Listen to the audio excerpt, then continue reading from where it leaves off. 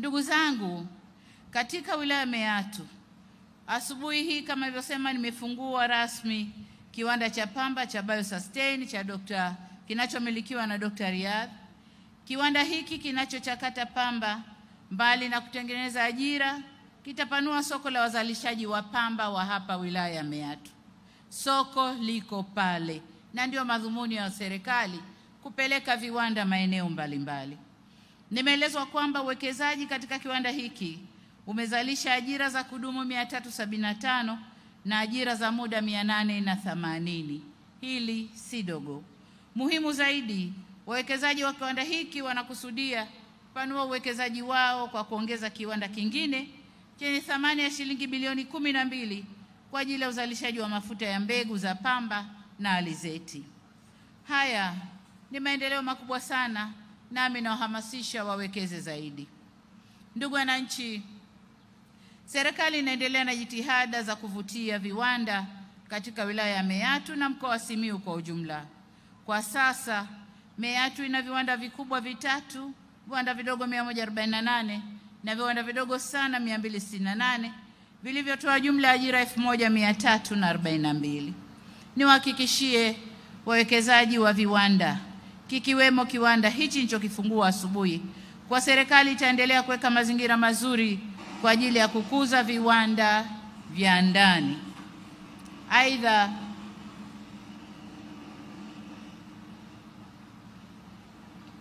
nitoe rai kwa wananchi kuendelea kuzalisha pamba na mazao mengine ili kuendelea kupeleka malighafi inayotakiwa kwenye viwanda hivyo vilivyopo na kuzidi kuvutia viwanda vingine. Niwapongeze sana wakulima kwa juhudi zenu kubwa zilizowezesha uzalishaji wa pamba katika halmashauri ya Meatu kuongezeka kutoka kilo milioni 22,713,000 mwezi Novemba 2020 hadi kilo 40 milioni 286,000 kwa sasa. Takriban mmezalisha maradufu. Hongereni sana wana Meatu. Ndugu wananchi, kutokana na utekelezaji wa mipango na miradi mbalimbali, hususan ile tuliyobainisha kwenye ilani ya uchaguzi ya 2020, wilaya Meatu imeendelea kushuhudia maendeleo makubwa tena katika nyanja zote kama ilivyosemwa vizuri hapa na mbunge Lea. Na hapa naomba nitoe mifano michache tu. Kwanza, na waziri wa TAMISEMI, anayemwakilisha waziri wa TAMISEMI, amesema kwamba zimeletwa fedha kadhaa kwa ajili ya sekta ya afya, lakini niseme kwamba hospitali kongwe ya wilaya imekarabatiwa na kuboreshwa pamoja na kuongezwa jengo la ICU na wodi ya wazazi. Vituo vya afya viwili vimejengwa katika kata ya Mwangudo na Mwasengela. Vile vile majengo ya upasuaji na wodi za wazazi yamejengwa Bukundi. Aidha, serikali imeleta zaidi ya shilingi bilioni 23,980 kwa ajili ya elimu ya msingi na sekondari, zikiwemo shilingi bilioni 8,640,000 kwa ajili ya elimu bila malipo ndani ya wilaya hii ya Meatu. Uwekezaji huo umeongeza idadi ya wanafunzi wa sekondari kutoka 9,458 mwaka 2022 hadi 12,630 mwaka huu, huku wanafunzi 9,599 wakiandikishwa kwa ajili ya elimu ya awali na 11,000 darasa la kwanza bila mchango wowote kutoka kwa wananchi. Hii ni kazi ya serikali ya awamu ya 6. Kwa ajili ya maendeleo ya halmashauri yetu. Natambua kwamba wana Meatu ni wafugaji wazuri pia. Ili kulinda ubora wa mifugo na bidhaa za mifugo, serikali ilianzisha kituo cha wakala wa maabara ya wanyama katika halmashauri ya wilaya ya Meatu. Kituo hiki kitasaidia kupima, kubaini magonjwa ya mifugo ili hatua stahiki za kitabibu ziweze kuchukuliwa kwa ajili ya kuilinda mifugo yetu. Pamoja na hayo, jana nilizindua kampeni ya chanjo ya mifugo inayolenga kulinda na kuongeza thamani ya mifugo yetu. Hivyo nitoe wito kwa wananchi kushiriki ipasavyo katika kampeni ya chanjo ya mifugo na kuingia kwenye ufugaji wa kisasa wenye tija zaidi. Pamoja na yaliyoelezwa na waziri na mbunge, kama tulivyoahidi kupitia ilani ya uchaguzi ya CCM ya mwaka 2020 hadi 2025. Miundombinu ya umeme sasa tumeifikisha kwenye vijiji vyote 109 vya Meatu.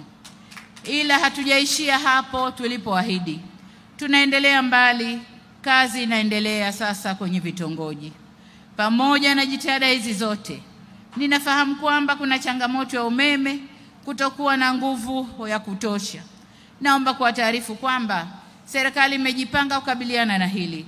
Tayari tuna mradi wa ujenzi wa njia za kusafirishia umeme kutoka Shinyanga hadi Simiyu na ujenzi wa kituo cha kupozea umeme cha mkoa wa Simiyu.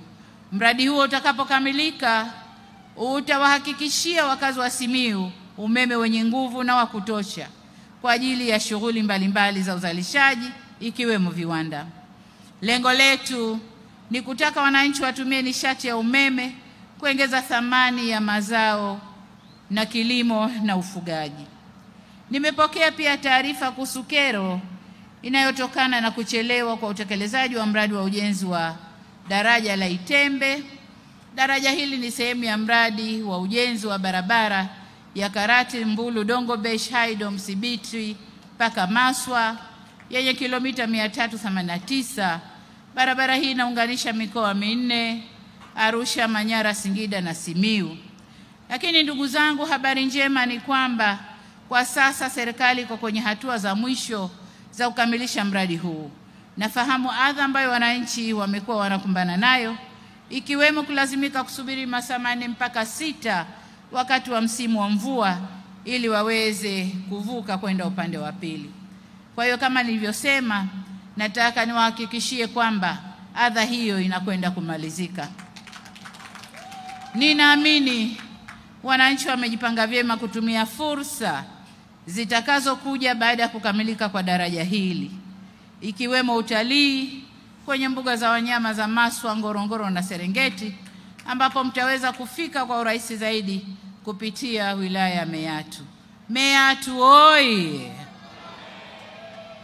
Ndugu wananchi, natambua pia kwamba wilaya ya Meatu bado inakabiliwa na changamoto ya maji. Na tatizo kubwa ni kwamba maji yetu yana chumvi. Tumeleta magari, tumechimba visima, lakini maeneo mengi visima maji yamekutwa yana chumvi. Lakini nataka niwape habari njema pia kwamba mradi wa kutoa maji Ziwa Victoria unakuja kumaliza shida hii. Hata hivyo, pamoja na mradi ule ambao tumeuanza na unaendelea, mwaka uliokwisha wa 2024 tulikamilisha mradi wa maji wa Inonelwa uliogharimu shilingi bilioni 4,860,000. Mwaka huu serikali inaendelea na miradi ya maji Semu, Mbalagane, Mwakipopo, Buliashi, Mwabumwa, Mwashata na Mbushi. Vile vile kwa kutumia mitambo ya kuchimba visima, tutaendelea kuchimba visima kwenye maeneo ambayo chumvi haiko au iko chini sana. Pamoja na hayo, kama nilivyosema, niwahakikishie kwamba mradi wa kutoa maji kutoka Ziwa Victoria tutakwenda kutatua kwa kiwango kikubwa changamoto ya maji katika eneo hili. Ndugu wananchi, kwa kuwa ziara bado inaendelea, nataka nihitimishe kurejea shukrani zangu kwenu wananchi kwa mapokezi na hamasa kubwa katika ziara hii. Lakini kabla sikuhitimisha, naomba sasa niende kwenye maombi ambayo ndugu yangu Mpina aliyaomba. Ndugu zangu, ndugu yangu Mpina aliomba barabara kwamba barabara hii ni ya vumbi, madaraja matatu na kuwepo kwa halmashauri ya wilaya ambayo waziri alishasema. Lakini uwepo wa halmashauri ya wilaya sehemu yoyote huanza na mchakato wa ndani. Unaanza na mchakato wa ndani, ombi linapelekwa TAMISEMI, TAMISEMI wanachakata na huku juu tunamalizia. Lakini hatoki mtu kuomba juu kwa rais wakati ndani huko alikotoka mchakato haujaanza. Hilo halipo. Kwa hiyo kama alivyosema waziri, anzeni mchakato. Lakini jengine ameomba madaraja na barabara. Ndugu zangu, maombi kama haya Lea huyu aliyowasilisha bungeni na mawaziri wakatekeleza maombi yake. Sasa maombi haya kuyaleta hapa kwenye mkutano kwa rais ni kujitafutia umaarufu na kuthibitisha kwamba mbunge hakulifanyia haki jimbo lake. Angesema bungeni, kazi hii ingefanyika, lakini inaonesha mbunge hakulifanyia haki jimbo lake. Lakini la pili, kwa sifa alizozitoa na maelezo aliyoyatoa, SGR, Mwalimu Nyerere, daraja la Busisi, MV Mwanza, huyu si mbunge wa jimbo bali ni mbunge wa taifa. Kwa nadhani tunapokwenda huko muache nimchukue kwenye nafasi zangu 10. Mwenziwe Lea amesema kila kilichofanyika jimboni na amount ya fedha akitoa kichwani. Lakini mbunge wa Kisesa ni kurukaruka na kwamba Kisesa tunakudai. Lakini ukifata maandiko na rekodi za serikali, tumefanya mambo mengi sana Kisesa. Amenishangaza kusema Kisesa iko kama mwanamke aliyesuka nywele. Ina maana amedharau jimbo lake. Angesema kumekatwa mabarabara, maendeleo yameonekana na hivi.